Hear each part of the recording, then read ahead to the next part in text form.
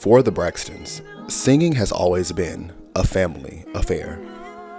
Daughters of a Methodist minister and an opera singer, the five sisters and brother Mikey could be found practicing their act next to the family piano in their Maryland home every Saturday and performing in somebody's church every Sunday. We were Daddy's special guest choir, says Trina. We sang everybody else's songs, adds Tawanda.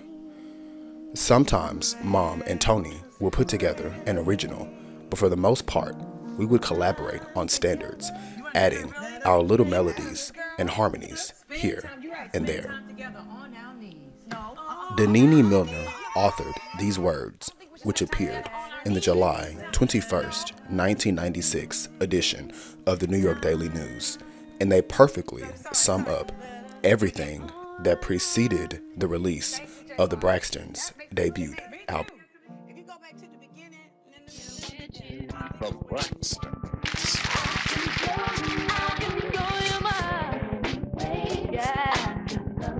Special guest host.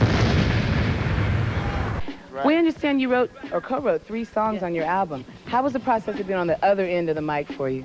It was a lot of fun. It was like, it's finally happening because this is our 3rd contract and our 1st album, so we are very excited about it, and we thank BET for supporting us.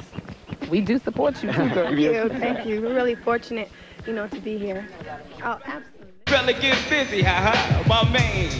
Like a migraine, summer edition, lyrics by Jay-Z, beats by Jermaine. We bounce like the ice in your eyes. Don't need to know the price, just your size. In so many ways, we trick, a little change like a remix. Released commercially a little over 2 weeks after that article's publication, So Many Ways was a sonically elegant, refined, and hip long play that was sure to explode the Braxtons in the saturated urban market that reigned supreme in the 1990s. Hey, I wanna do it, to show you what I'm all about. Yeah, turn on some music and dim the lights. Everything you like to hear and do what you like. Do all the things you don't expect me to do. You can see how many ways I can love you. Let me count the way. No more broken hearted. I'm done being discarded. It's my turn to be happy.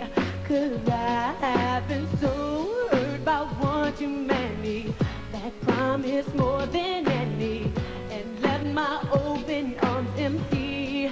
So now I am. 1996 was also the year of SWV's New Beginnings, In Vogue's Don't Let Go, and Total's No One Else, as musical groups were experiencing a resurgence in popularity in the 90s, especially girl groups. The Braxtons were meant to be the Supremes of the 1990s, but for some reason, their releases proved more popular across seas than within their own native border.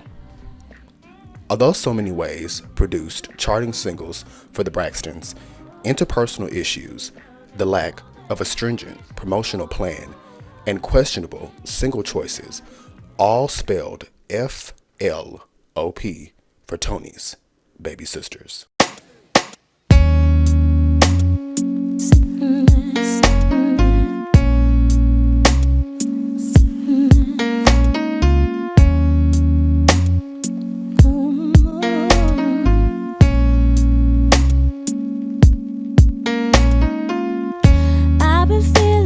Strange lately, I don't know what's going on, baby. Will you love me for life? Always treat me right. Will you be the one I take home to mama? 'Cause I plan to my heart and to you for the rest of my life.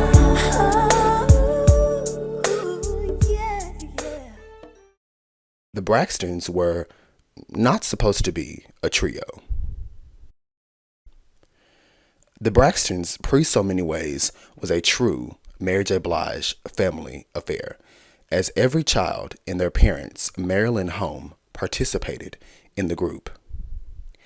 In birth order, those children were Toni, born in 1967, Michael, born in 1968, Tracy, born in 1971, Tawanda, born in 1973, Trina, born in 1974, and Tamar, born in 1977. When will people ever learn? Wonder will they ever turn from their suicidal course? Heading straight for war. Ooh, I want the good life. Ooh, yeah. Eventually, the Braxtons' years of singing in churches and contests paid off, as in 1989 they were signed to New York-based At&t Records and cut the single Good Life, which displayed each member's voice. It was produced by a fellow Maryland native, Ernesto Phillips, who was the lead singer of the group Starpoint. He also worked as a producer with Milli Vanilli. Good Life had a sound that would be atop the R&B charts just 6 years later with Phyllis Hyman.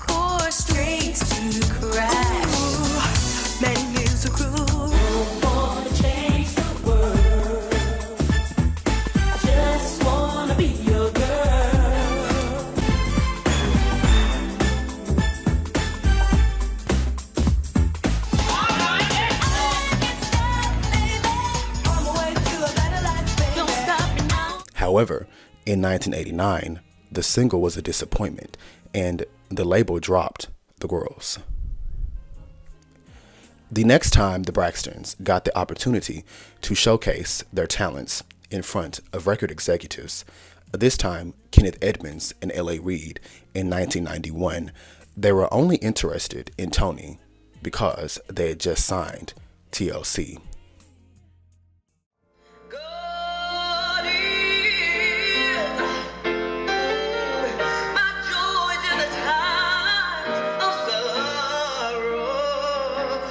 I recognized that from the time Toni was about 2. You know, I would sing with her and she would sing along with me. Oh, mommy needs a singer part right now. Do your thing, girl. Sing the song.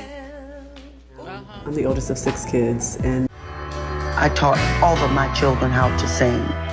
Alto, soprano, and was I a tyrant about it? They said that I was. She was a no-nonsense woman. I was trying to get them to harmonize, and they would. However, it wasn't tight enough. And so one day, I was passing by the bathroom. And there was no more toilet paper. And I just started singing, somebody give me some toilet paper. we all said it in harmony. Somebody give me some toilet paper. And my mom said, oh my God, my kids have talent. I don't know if I was shocked or just happy that they finally... She began to make us sing together and formed a group called the Braxton Family. We sang a lot. That's all we did. We had rehearsal just about every day. We were the kids that were singing in the house all the time. Our friends was outside playing. Practice. And my sisters and I had a singing group. We were called the Braxton Sisters. So we would sing in church, and my mom is an amateur opera singer. So she taught me like the theory, and I guess singing in church was like practicum. So that's kind of how I started singing. But let's talk about, you come from a very talented family. Your dad was a minister, and you actually had a singing group with your sisters, because I remember meeting you a couple of years ago. That's right, exactly. Yeah. Yes, we were called the Braxtons. We had a single on At&t Records in 1989. And it was called The Good Life. I don't want to get some love on my way to a better life. He was like, wow. Don't need it.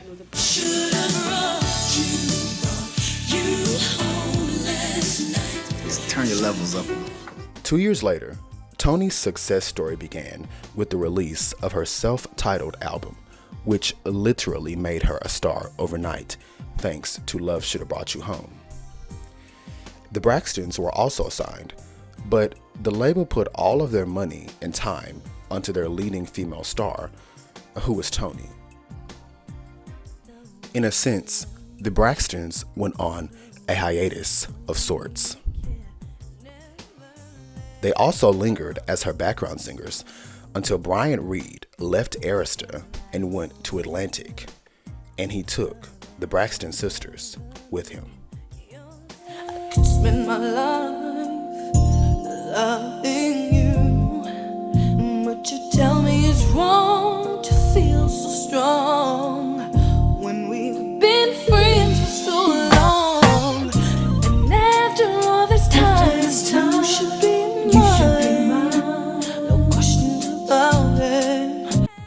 Toni was clearly not in the group, and neither was Michael by this point. So there were only 4 members of the Braxtons: Tracy, Trina, Tawanda, and Tamar. Whenever they were supposed to sign their Atlantic Records contract, Tracy was not allowed to. The reason? She was pregnant. Trina was pregnant too, and was able to sign.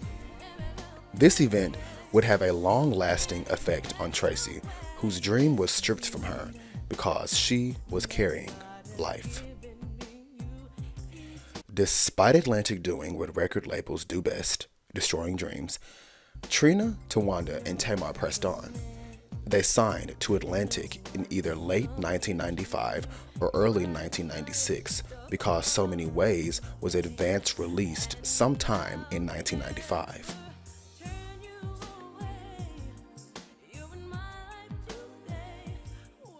On July 23rd, 1996, Atlantic released the Braxtons' first single for the label, entitled So Many Ways. Do what you like, do all the things you don't expect me to do. You can see how many ways I can love you. Let me count the ways I can love you. Many ways I can blow your mind. Many ways I can love you. I can show you real time, count the ways. By August 3rd, the single was gaining significant airplay across urban stations, per a write-up in Billboard magazine. 3 days later, on August 6th, 1996, the album was released. It would go on to peak at number 2 on the Heat Seekers chart, while also being a top 30 R&B album. In October, the single was featured in the film High School High, in a clear attempt to boost sales, as by this point the single was slowly falling off the charts. Thanks to the inclusion of the song on a major film soundtrack, the single debuted at number 83 on the pop charts in the fall of 1996. It was the only single from the album to crack the pop charts, and it stayed there until falling off in January of 1997. On August 17th, the video for the single was released, which was directed by Cameron Casey. This is also when the single peaked at number 22 on the R&B charts.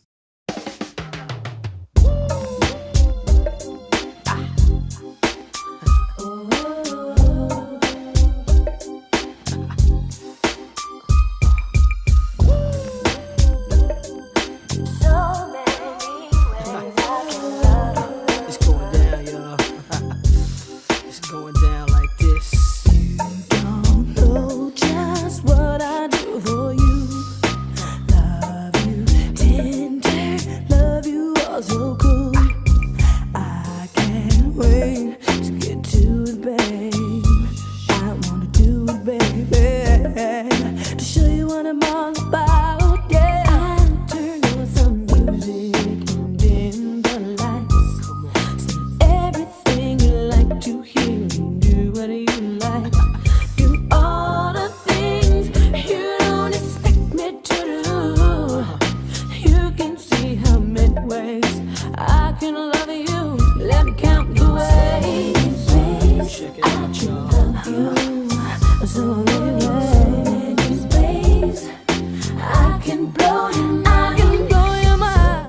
January of 1997, Atlantic released the second single, Only Love, which was written by Andrea Martin and Alan Gordon.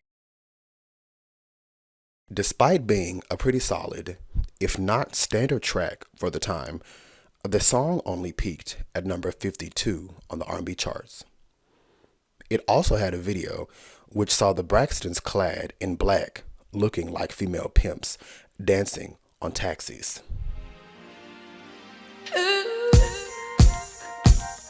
I'm over you somehow, only love knows how. I had the strength to move on again. The more you put me down, 'cause love knows how. It gave me the strength to move on. Spent so many days wondering what's my chances. I never thought I'd be alone when all I really needed was answers for the love you give to me. I wouldn't be where we are, where we're at.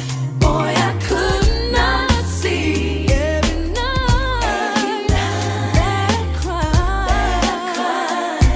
I needed you here by my side. Now I'm over you somehow. Oh yeah, love knows how. I had the strength to move on again. Before you put me down, 'cause love knows how. Oh yeah. The latest album, it just came. Don't start with me today. See, I used to be in the group. Now they don't play and hate me today, please. Love you, baby. Okay, I love y'all too. I bought 5 copies of y'all album. Oh, well, good. That's probably why it's gold. Oh, okay, thank you. All right. Around this time, they were on tour with Luther Vandross and did a publicity stop at a Detroit television station. Video go-go with? The Braxtons. Okay, because I'm hooked on phonics. Tell me about y'all new CD. Well, it's out in stores and it's called So Many Ways. And a lot of songs are about everyday life. What's your favorite song? My favorite is Girl on the Side. Well, we co-wrote that song, and it's one of my favorite songs because it was a really funny situation because Tamar was in that situation while we were in the studio. Tamar, would you like to tell that story? Yeah, I would love to hear it. Go ahead. Okay, well, I was kind of seeing this guy, and he was seeing somebody else too. And everybody knew about it but me. So when everything blew up about it, then, we went in the studio. Actually, it happened with one of the people that we were working with. I will not mention any names. Lucky today, but So tell me about how is it working with different people in the music industry? Do y'all like Luther Vandross? Do y'all expect to work with anybody else in the future? Oh, definitely. Like who? Michael Jackson. Michael Jackson. Definitely. True that. R. Kelly. We did work with Daryl Simmons. That was a pleasure. And Little Louis Vega and Kenny Dope. We worked with them too. Those are like dance hall people.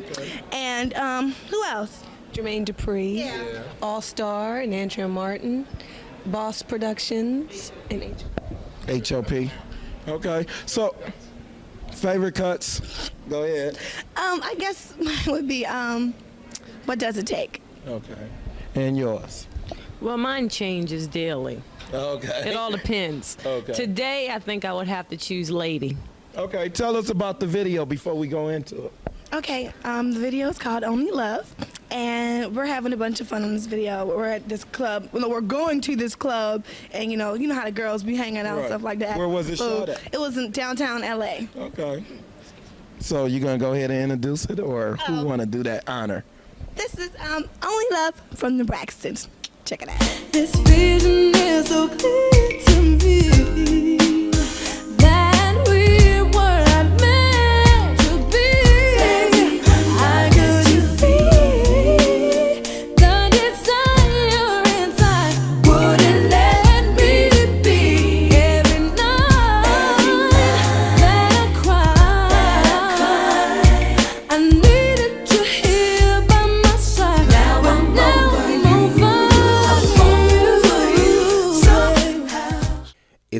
B-side saw the record company taking notes from their performances, as it was Trina's mix of So Many Ways, which featured Sean Carter. This is the mix they performed at the second annual Lady of Soul Awards.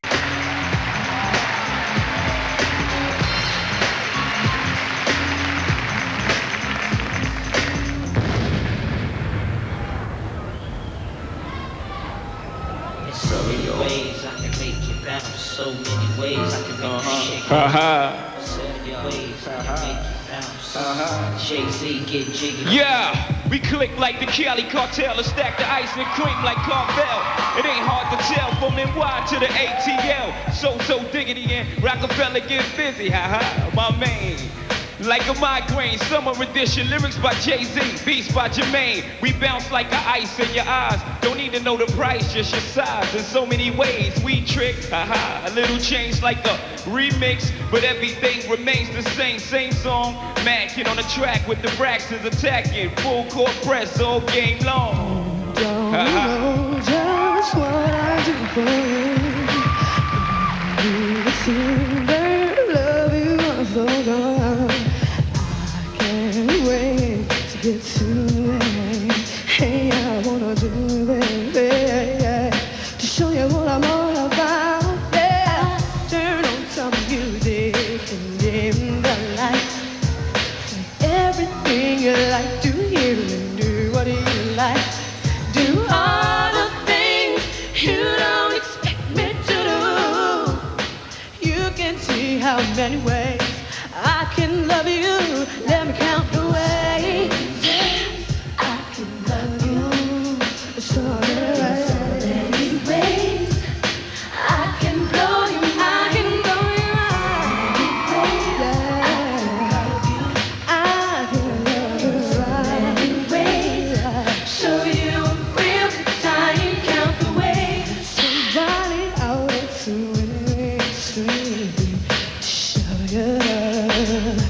Just what I mean, I doubt you ever felt someone like me.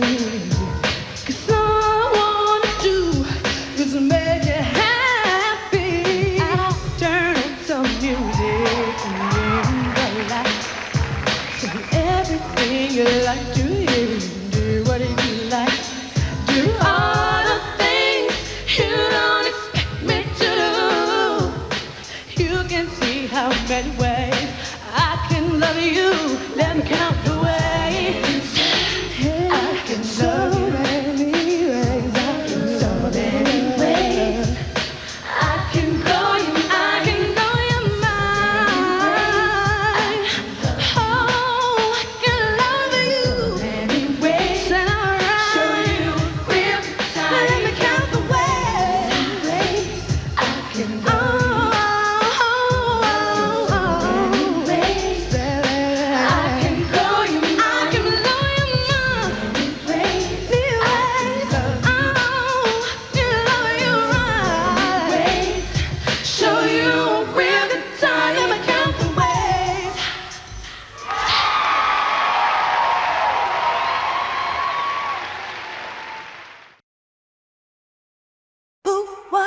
Who was the boss?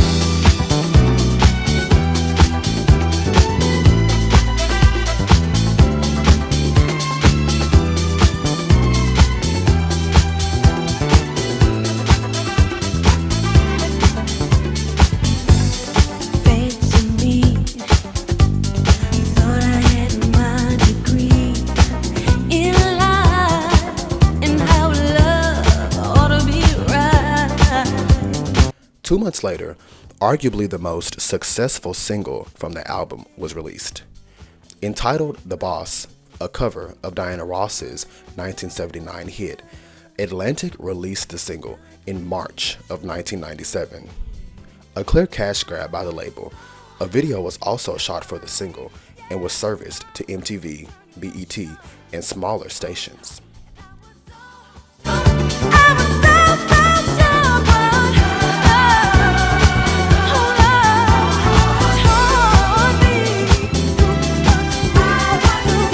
The single was a dance hit, specifically the Masters at Work version, which appeared on the album. It peaked at number 1 on the Hot Dance Club Play chart.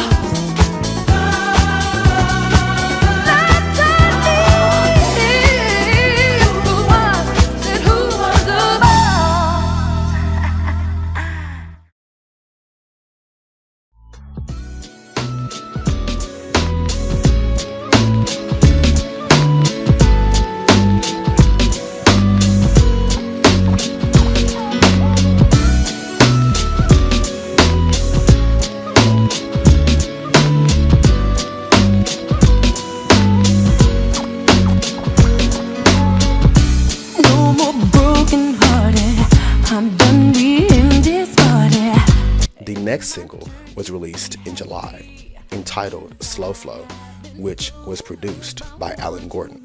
The single charted modestly on the bubbling under charts, meaning it sat just outside the main R&B chart.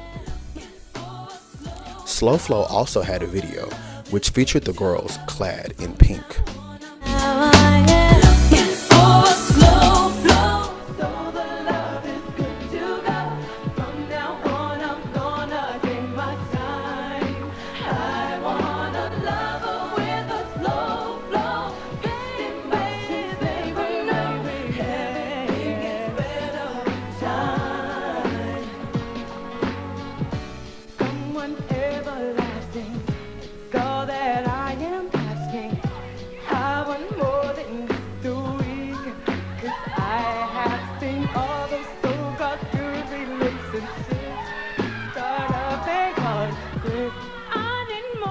Thus concludes this era.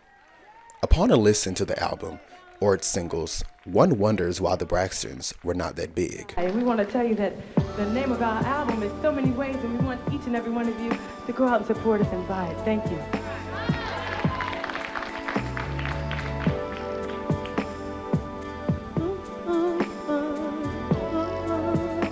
Everybody clap your hands.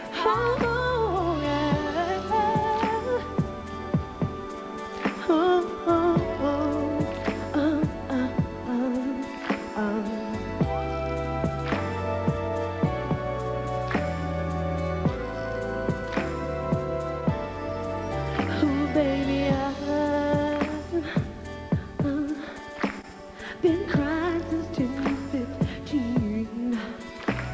The long nights will be a little too much for me, and I'm trying, baby,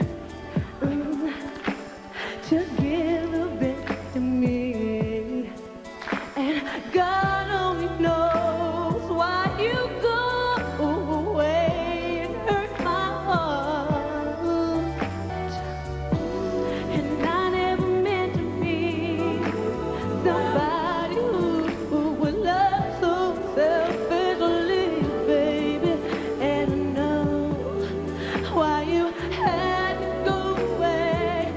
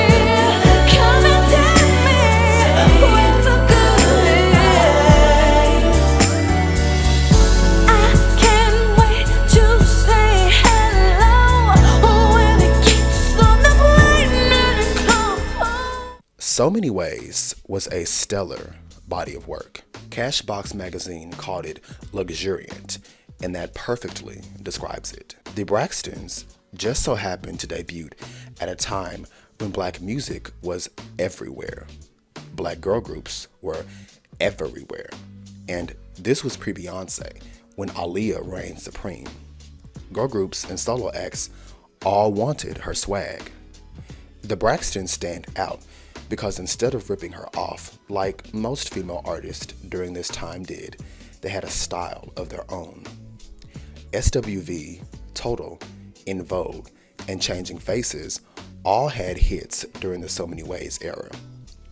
These groups were the Braxtons' main competition, and by the end of the 1996 year, In Vogue would be down a member. The Braxtons definitely had the material and the label to contend. Toni Braxton did not even come up in the available clips of the group. We understand you wrote or co-wrote 3 songs on your album. How was the process of being on the other end of the mic for you? It was a lot of fun. It was like, it's finally happening because this is our 3rd contract in our 1st album, so we are very excited about it, and we thank BET for supporting us. We do support you too, girl. Thank you, thank you. We're really fortunate, to be here. Oh, absolutely. And I'll direct this one to you. What's your next step? I heard you guys want to get into the acting. Yes. Who wants to get into the acting more? You all do. Yeah, we all do. See, the thing was, when we were younger, we didn't really have any friends, so we had each other. Oh, too and bad, it's really true, And my parents bought us a video camera, and we would make up our own television shows and our own talk shows. And I would always be, I think I'm Naomi Campbell Jr., y'all, so don't laugh. Right? I always thought I was a supermodel, and Tamar, she was always like lining up all the condiments and making them sing and this, that, and the other. And Tawanda was always, I'm a librarian and I'm gonna write a book. So we were always, dramatic. We were. So y'all like the Braxton 3, not like the Jacksons, but the Braxton 3, you know what I'm saying? Well, how was it like growing up in your household, inspirational music-wise? I mean, did you just sing with a broom and a mop and just, get your groove on, or how did it work? Well, we sung with everything, and of course, my mom, we call her the amateur opera singer because she taught us all how to sing.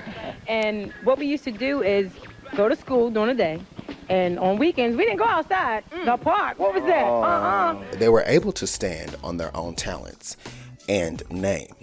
It just so happened that Trina, Tawanda, and Tamar, and yes, Toni, all had the same surname, but their voices were actually pretty different.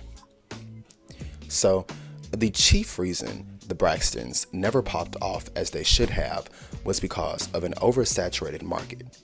This is out of their control, and honestly, had it been 1994 and not 1996, the Braxtons could have been in vogue. They had the support of a major label executive, Brian Reed, who was an Atlantic vice president and directly managed the group. Before there was a Destiny's Child and a Beyonce, there was the Braxtons and Tamar. Ladies and gentlemen, please welcome Tamar, Tawanda, and Trina, the Braxtons.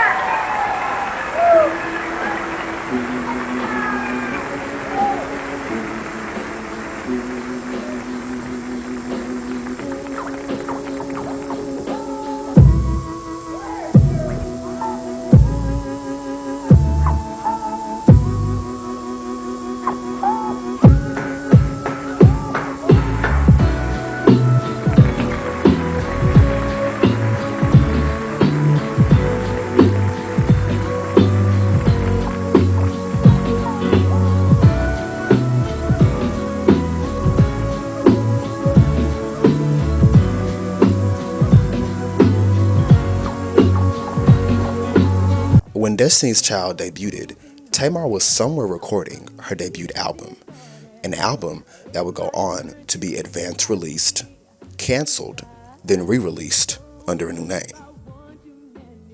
The void that the dissolution of En Vogue and the absence of the Braxtons created was filled when, as Wendy Williams so shadily said, Beyonce and the girls dropped No, No, No.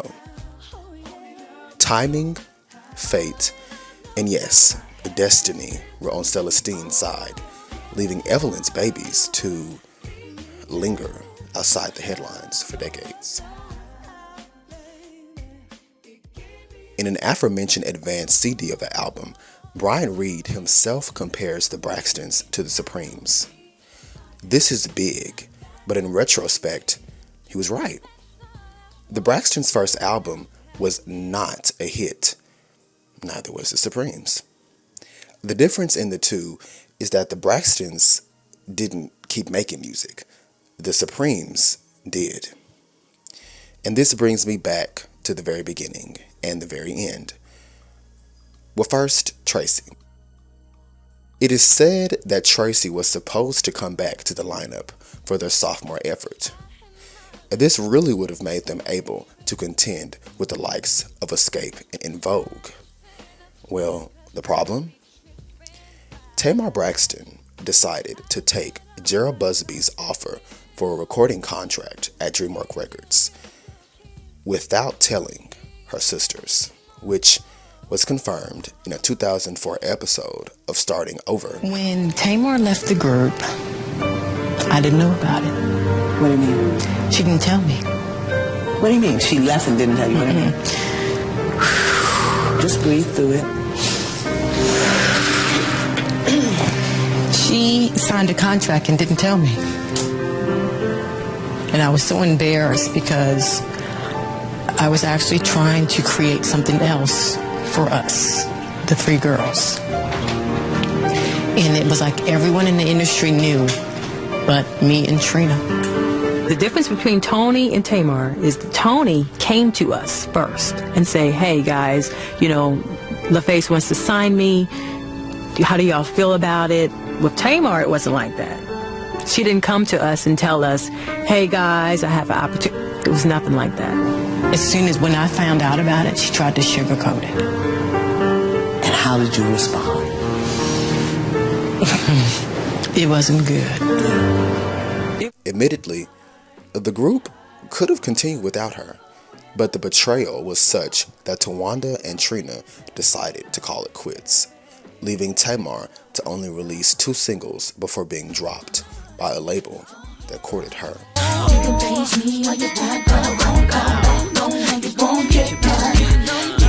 One has to put themselves in her shoes.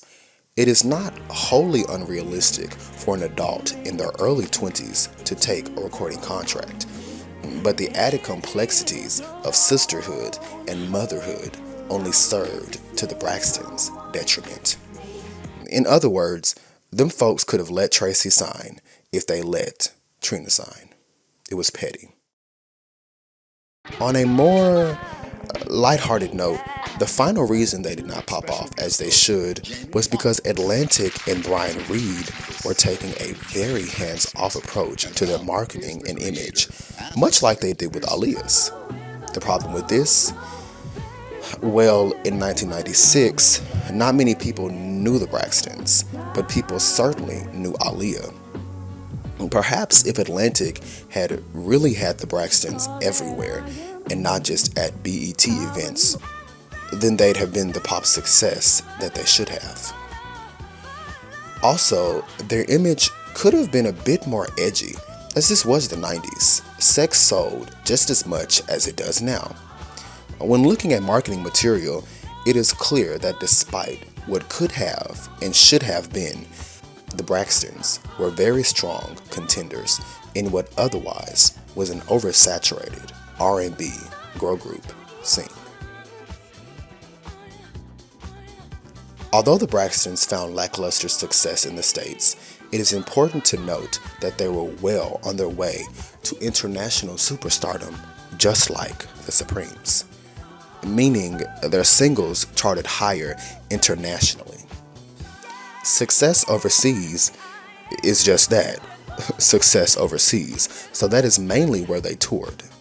Their singles found higher chartings in European countries, which, along with Japan, were consistently strong markets for the Braxtons' releases. In an interview during the press junket for her DreamWorks solo debut, Tamar goes into detail on this topic. You get a chance to like perform overseas and things like that yet? Yeah, actually, I've been gone because I've been overseas and stuff like that. Yeah, because you know the Braxtons. I mean, we wasn't really pretty big here in the States, but we sold like 1.5 million, you know, overseas and stuff like that. So I have to keep going back in. Yo, like what overseas country was giving you the most love? Japan. Yeah. Wow, Holland. Yeah, all over. Germany. Yeah, word. German people doing your thing, man. That's some shit right there, you know what I'm saying? So, All in all, the Braxtons' legacy and impact is all there. It just has to be played back, is all.